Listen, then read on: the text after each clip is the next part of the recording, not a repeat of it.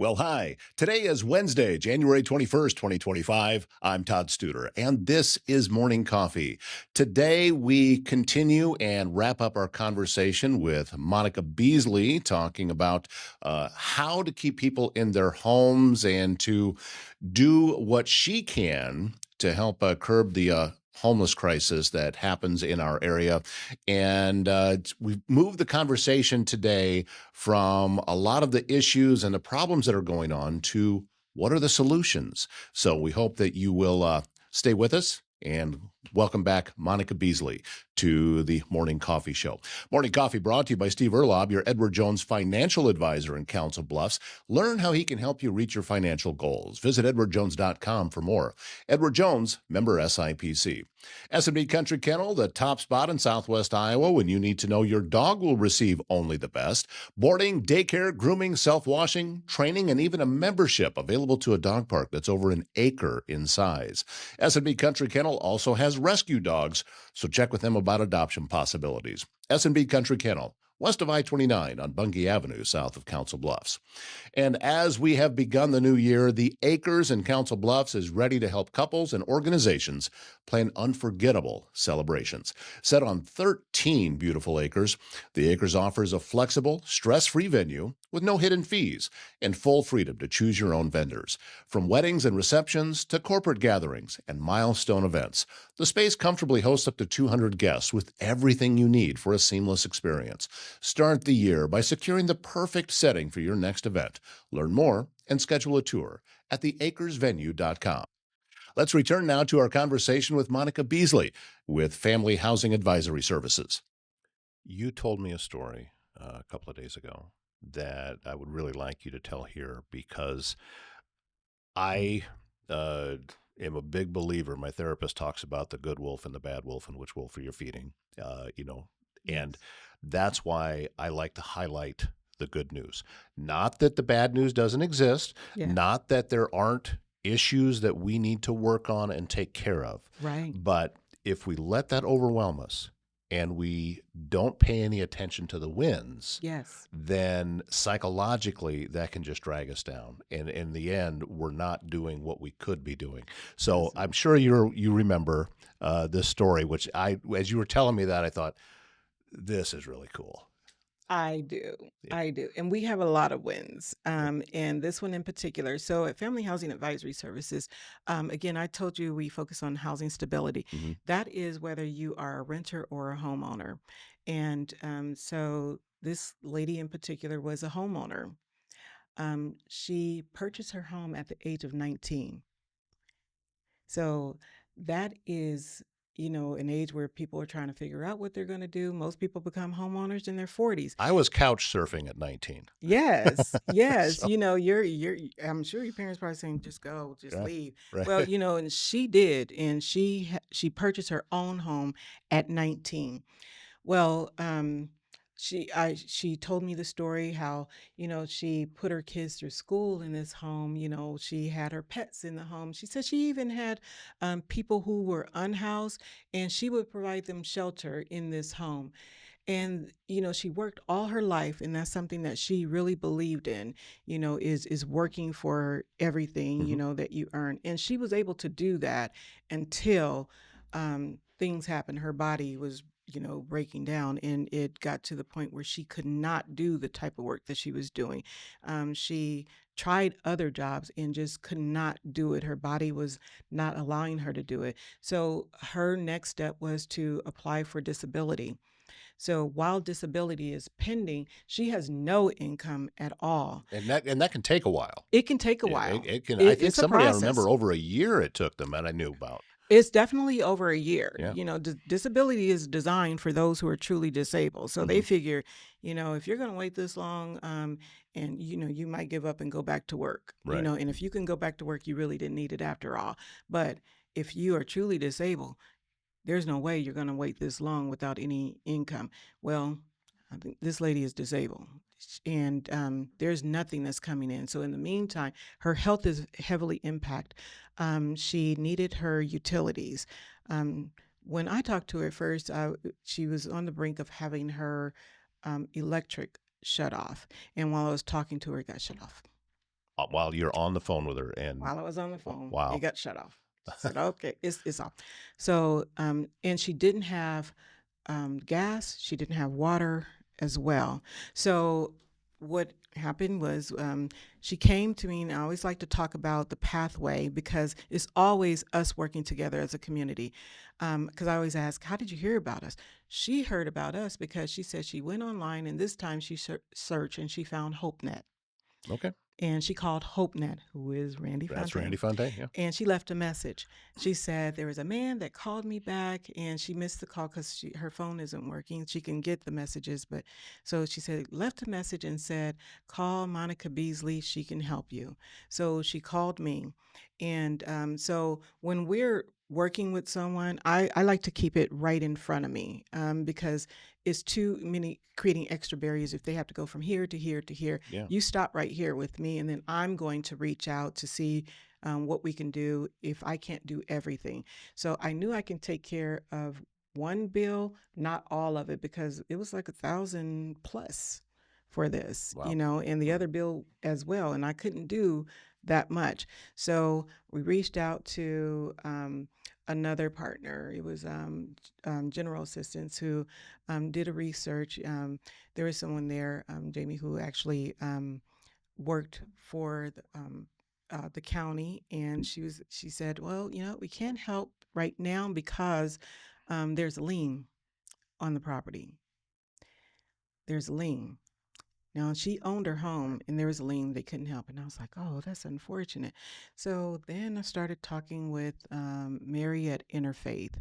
And I said, yeah, we couldn't, get everything taken care of because there's a lien. Well, Mary did, she went above and beyond because she wanted to know what the liens entail. Right. The liens on the property was due to trash, sewer, it was utility liens. Hmm. I didn't know Pottawatomie County would put liens on properties for utilities. No, I didn't know. To be honest with you, it's not something that has ever even entered my mind whether it would be possible or not. I just have never thought about it. I had no idea, you know, and this home was about to be surrendered. As a matter of fact, March is when the process would start for her home to be taken away from her because of these liens. They were 5 years old, and she did say, I knew about the trash. I got notice. It was just a small amount. I never paid attention to it. And I figured, oh, I could take care of it. And she just forgot about it. And then the other liens, she didn't realize. So they were 5 years old, totaling about $5,000. There was somebody that was paying on these liens. So they were about to take this property. Now she has equity in the property, but she can't access the equity because she has no source of income. So it's worth about 100,000 plus. Yeah. So someone's going to take this for $5,000, take her property, her home, for $5,000. She didn't learn fully about the liens until we told her about it. She was only coming to us for utility help. So we were able to leverage that. So what we did, we got Together Inc. involved and said, this homeowner has, these liens, and we can't move forward with everything else, and she's going to become unhoused. Not only will she not be a homeowner, she won't have anything at all. So Together was able to come through, pay the back liens. Mary was able to help, get one of the utilities on in her name. Hmm. And then we were able to get help from the county, who was able to, help her out from that point forward so that we can get her stabilized, and make sure that her health is improving so that she could turn on the lights, she can turn on the water, and have, fresh water or take a shower. So we were able to collectively come together to get her squared away. But I think, I was still kind of mind boggled about the liens. And she told me, she said, I came to you for that. And I didn't realize that my home was in jeopardy like that. She said, I can cry. And I want to thank you all because I was trying to figure out once I told her that what I was going to do with my dogs, what I was going to do, Hmm. where was I going to stay. And she said, I was preparing that I was going to have to just, like toss away all these memories and leave. She said, I didn't know where I was going to go. Let me ask you a question. When you go back and you think about when you first got the position that you have, was something like that in the job description? Did you see anything like that? Because here's what I'm seeing is that a lot of people had to come together and go above and beyond about anything going on with what typically they do in order to help this one lady be able to stay in her house. So well done. Oh, and I'm always really humbled because it took all of us. Mhm. You know, that old African proverb says it takes a village to raise a child, and it takes a village to keep people together, you know, to add to the village. And that's what we do as agencies coming together. No, not all of it was in the job description because it's the people and the barriers that creates the job description, Okay. because we don't know what we don't know until people are coming to us, and then you start seeing a trend happening, and then you know that now we have to do this in order to problem solve here. We're still working collectively, all of us, you know, trying to figure out where the gaps are, because we want to look at prevention. Intervention is helpful, but intervention is expensive. You know, Yeah. that's why, agencies are drying up, because, we don't have a chance to just really use resource wisely enough, because we're always intervening instead of preventing, something. So we want to be able to go to the core. It's going to take some good data to show us where is the core, where is the genesis. I have my theory. It's going to be the jobs. It's going to be better paying, livable wages, for families. It's going to take landlords to, work with us on these fees that are just getting out of control. It takes legislators to say, let's put a cap on this. Let's get some of these outside investors to invest, in the community. It's going to take all of us. The reach is really very, very inclusive of all of us. It's going to take tenants to be able to do their part, because one of the things that we notice, a lot of people don't have budgeting skills. They really don't know how to budget. They are unbanked and never had banks before. That's Mm. I this is something that's always baffled me about going to school. We don't have those classes about, you know, Why not? I don't know. I learned at home how to fill Yes. out a check, how to balance a check, and this goes. I'm that age, yeah, Oh my God. but Yes. with checkbooks, but it wasn't something that we were ever taught in school. We were never taught about taxes Oh in my school. goodness. We all of these different things that we are just expected to know once we become adults and go out into the real world, Wow. and none of us know it because we weren't taught that. Unfortunate. Even today is unfortunate. And I know that you have a nice reach, and I hope the educators are listening to this, and superintendents and school board Mhm. members. Why isn't this a part of the curriculum? This is basic living Yeah. that you're going to need. You have a math class, this should be a part of a kid's vernacular in elementary. There are things that we have done, working with, Yeah. in its pilot and its programs, but this is what the education should be about. How do you open up an account and talk about the banking terminology, and talk about investments early on? This is an elementary subject, in writing a check or whichever way you're going to pay. I was at a meeting just the other day, and her name is Tracy. She's with All Care, and my colleague Denise Parker, who does our home ownership. We were having this exact conversation Mhm. of, in school, what should be taught and what we need to learn, because I'm sitting with adults who are in their 30s, 40s, 50s on up, who do not know how to budget. I had somebody to call me to say, I never knew how to do this. Yeah. So when you do have money, and then that's what I do, we do an in-depth budget with them, so that we can look at every expense that you have. Not every expense where we say, the rent, utilities. I mean every expense. Yeah. Show me your bank statement so that I can see where the money is going when you're using that debit card. Oh yeah. Show me when you have cash on hand that you did stop at Burger King. How often are you doing that? Show me that you went to Scooters and you do it every day. That is $5, $6, $10, Yep. coming out. And I love scooters myself, so that's me too. So, and I'm gonna treat myself, because yeah, I love me some scooters. So, and I'm gonna treat myself, and you deserve to treat yourself. But when it starts to impact, Yeah. are you taking rent money to do it because you said it's just $6, and I can go ahead and I can afford $6. But did that $6 come out of the rent that's going to cause you to have a $50 to $100 late fee? Yeah. Then that's huge. And then did that $6 cause you to have an overdraft? Now it's $33, $34. So what did that $6 just do to you? That's $40 right there, or that is $106 now. Because you didn't have it and now you just took something and now you caused something else. That's what we want to do.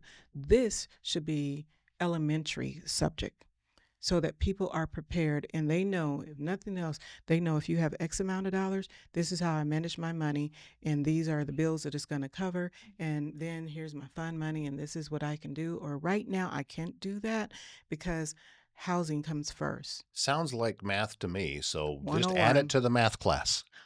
is added to the math Yeah. class.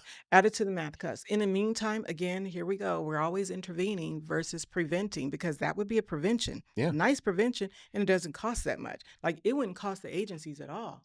Right. But now it costs the agent, the tenant, because now it's money that's going out because someone didn't have the tools to know how to budget. It's a cost. It's a cost. So now, and we love to teach and we love to train, and that's what we're here for. So, and when life happens, you still may not be able to budget, and that part is fine, but not have the skill set at all. So that's what we do. We're going to teach that skill set. People talk about, okay, what are we going to do to try to curb the folks that we see walking around that have no place to go, and this is the type of thing that works in conjunction with everything else. There is no one thing that you can say, okay, check this off, turn this switch on, Right. everything's fine. That's not it. It's one little piece at a time. And a tiny little increment might be such a subtle change that you don't even realize that something has changed. But when you start adding all of those things up, Right. then you can see it. And then you can stop and you can look back at where you were and you can see the progress. The change is would be so subtle that, again, it would be happening when we're going to be thinking nothing is changing. Right. But it is. It is. Yeah. It really is, and we're working together to make change for the better. And that's what happens when people do come with us or to us, because we want the takeaway to be something that they didn't have when they came into us. So not only, okay, we got your rent squared away, but let's come back and have a conversation so that we could see what happened to cause it, and because we don't want to repeat it in a few more months. We want to make sure that you're going to be okay, and you want to make sure that you're going to be okay. But we still have the job where if you're off work, you don't get paid, and you can't control being sick. So how do we offset that, especially when the wages are still the same and it's so competitive now, and jobs are becoming, not as robust as it used to be. So you're competing for something that is $16 an hour, and you may not have the skill set to advance to something at a greater pay. That's where we're all coming together for, and I mentioned HSAC again. We have various committees. We have a disaster committee. We have a youth committee, transportation committee. We have food security committee. We have an employment committee, and housing committee, an aging committee. We have everything that plagues the community, and we try to problem solve. Transportation, committee. So we try to problem solve so that we can help overcome the barrier. So do we need to get you with the employment committee members who can connect you with Heartland Workforce, Iowa Workforce? Do we need to get you with Iowa Western so that you can improve your skills there? They have a lot of wonderful programs, that short certificate programs that can get you into, a better paying job, So do we need to do that, So if so, come to us. because the resources are here, and we want everyone to take advantage of those resources. And again, it's going to be less expensive doing prevention than intervention. So if we can help shore those up, we are here to help. That's very, very well put. Let me make sure that I get this website correct because, yeah, once upon a time I could read that real easy, and that it's fhasinc.org. So Yes, sir. that, Family Housing Advisory Services Inc.org. Okay. and this is Monica Beasley, and thank you so much for the work you're doing. Oh, And listen, I'm sure you probably hear that a lot as you're helping folks either find a home or stay in their home. But still, this is you are the people we need to celebrate that are out there getting this done and making this happen. And with yeah. all of the folks that are working with you in these meetings that you have and working together, that's what it's going to take. That's what it takes. And then just in addition to home, just to know, I Hmm. always like to put this at the end so people remember Yeah. the end versus the beginning part. So with Family Housing Advisory Services, yes, we can help with finding a place to stay. We can help with your rent and utilities when funding's available. We also help with the financial management. We help those who are homeowners. We can advocate for you to stay in your home with mortgage. We offer pre and post purchase education. So if you want to become a homeowner, we'll help you become educated homeowners. We are a Vita site, EITC, so we serve Omaha and Council Bluffs, and we can help you file your taxes absolutely free. So that just differentiates us from other tax preparers. We don't do the rapid refund, but our Hmm. services are absolutely free because we want the money to come directly to you. So holistically, our approach is housing stability in any way, shape, or form that we can help. We want to help empower the community.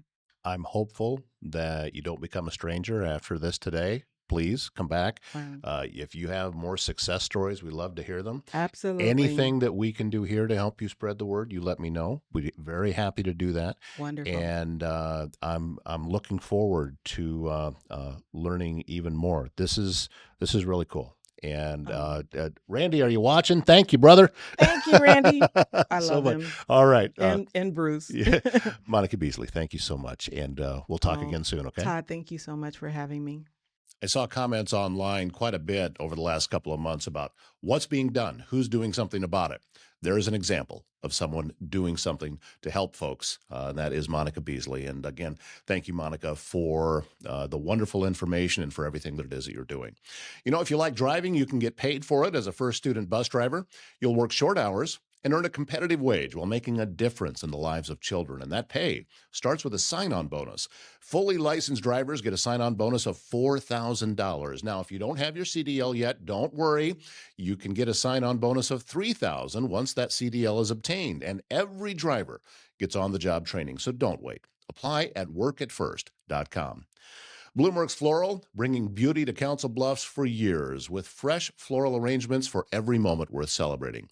They specialize in creative wedding designs.